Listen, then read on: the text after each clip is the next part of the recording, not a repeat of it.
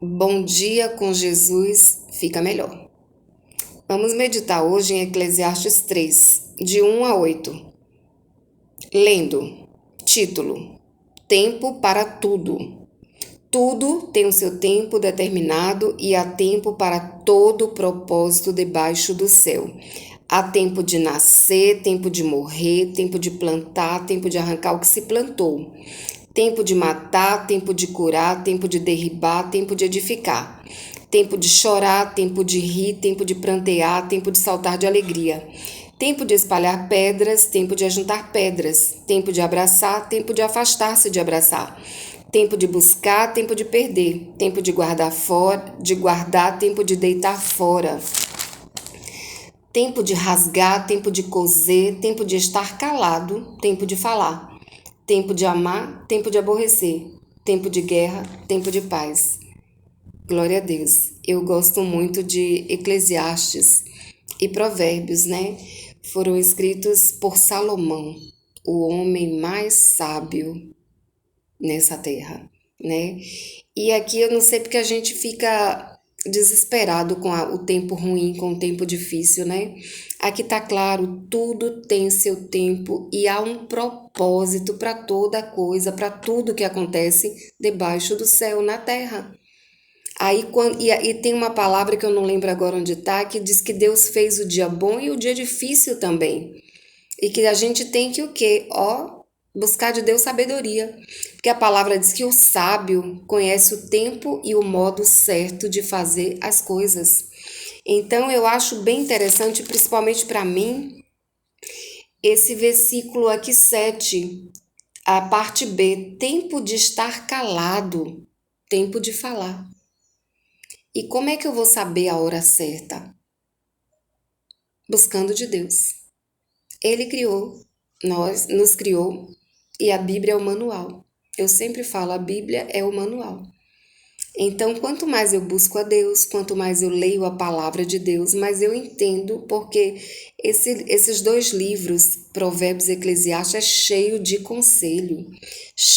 conselhos em todas as áreas. Então, quanto mais eu busco de Deus para entender o coração de Deus, para entender os caminhos de Deus, eu entendo o meu, porque foi Ele que me fez. E me fez para o propósito dele.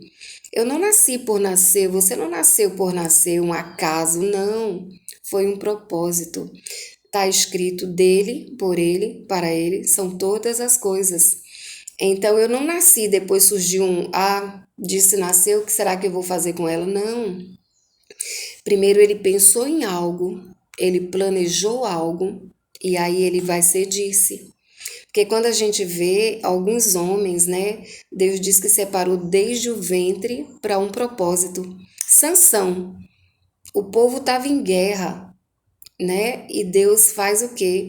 Uma promessa aos pais de Sansão que eles teriam um filho e esse filho iria derrotar os inimigos, né? Então a gente vê muitos outros homens que Deus trouxe, João Batista, o primo de Jesus, que veio para preceder, para ir à frente de Jesus anunciando é chegado o reino de Deus.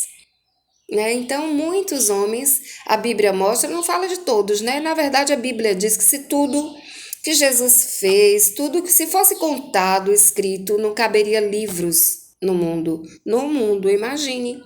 Imagine.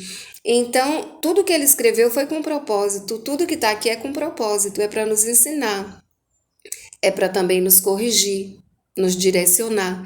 Então, tudo tem um propósito e Deus se agrada da gratidão. Ali naquela passagem onde Jesus multiplica os pães, ele veio como homem, ele poderia ficar olhando para a quantidade de pessoas com fome, há dias sem comer. Mas ele não olhou para a situação, ele olhou para o que ele tinha nas mãos. E ele não pediu, nem é interessante, ele não pediu, Pai, abençoa, multiplica, faz um milagre, não. Ele deu graças. Ele deu graças a Deus por 4 pães e 2 peixes e mandou que distribuísse. e todos comeram e sobejou. Então, no tempo da dificuldade, agradece. Tenta olhar para. Porque aqui está dizendo: olha, tempo de nascer, tempo de morrer. Né? Nascer é uma coisa boa, né? É bênção, é de Deus. E morrer é um momento de dor. Mas nesse momento de dor, que alguém está morrendo, alguém está nascendo. E muitas outras coisas estão acontecendo na nossa vida. Mas infelizmente a gente foca muito no problema, na dificuldade, né? Aí aqui tá dizendo no 3, tempo de matar, tempo de curar, né? Às vezes a gente liga a televisão e é tanto crime, tanta morte, tanta coisa ruim, tanta coisa ruim. Infelizmente eles colocam poucas histórias de cura, de milagre, é mais de morte, destruição, né? Eu mesma eu me livrei da minha televisão. Eu estava muito viciada, horas e horas e horas e horas ali, ó, só Netflix, séries, e Deus me incomodando. Eu falei, quer saber? Dei a minha televisão. Eu ficava horas e até de madrugada. E isso é uma coisa que vai nos ocupando, nos paralisando e nos impedindo até de fazer algo útil e de crescer. Eu dei. Foi difícil, difícil, difícil. Pensa uma pessoa que gosta de série, gosta de televisão.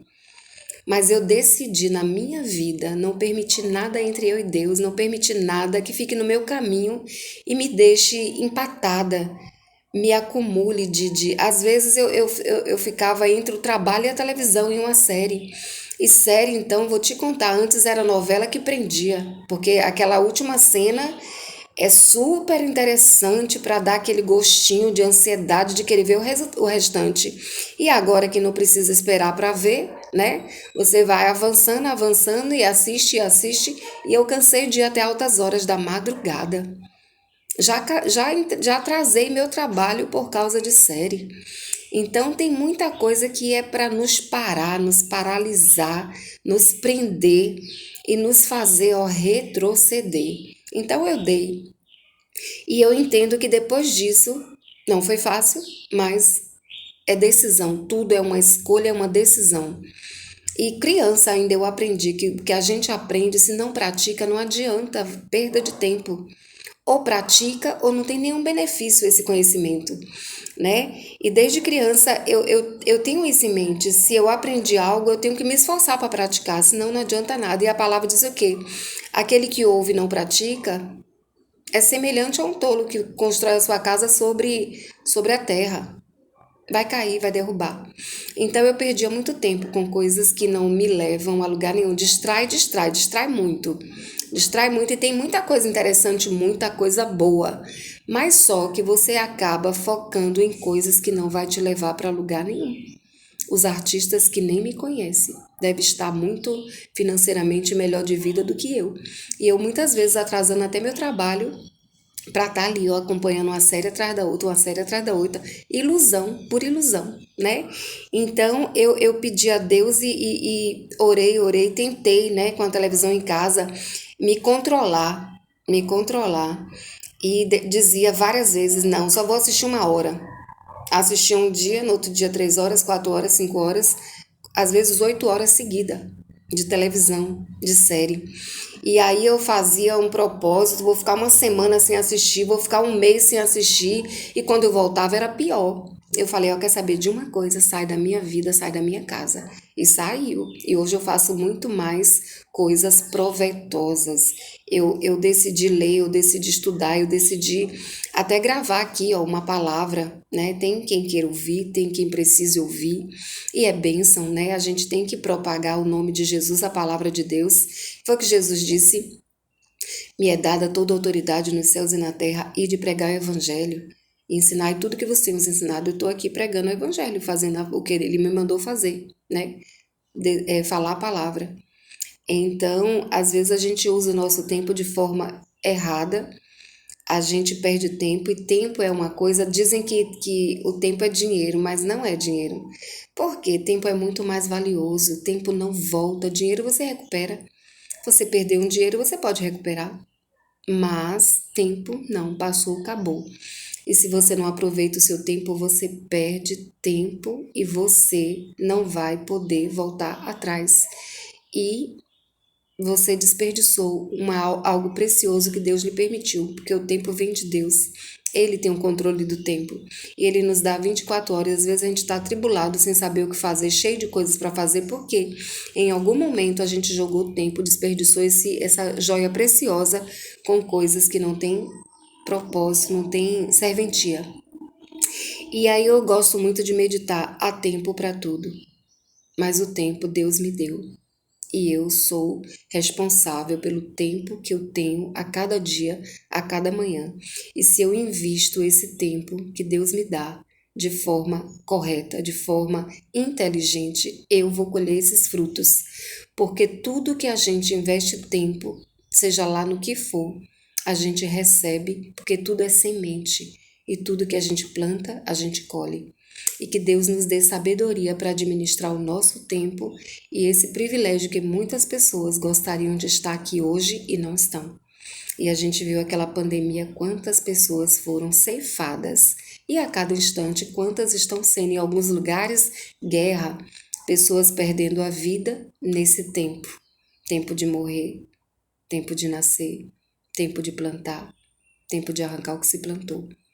Tempo de calar, tempo de falar, tempo de guerra, tempo de paz. A gente está em paz no Brasil, em muitos lugares, mas em outros, tempo de guerra. O que você está fazendo com o seu tempo? Consagre o seu dia a Deus, consagre a sua vida, a sua família, a sua história. E que Ele possa te dar e me dar sabedoria para administrar o nosso dia a cada manhã. Em nome de Jesus. Deus continue nos abençoando. Beijo no coração.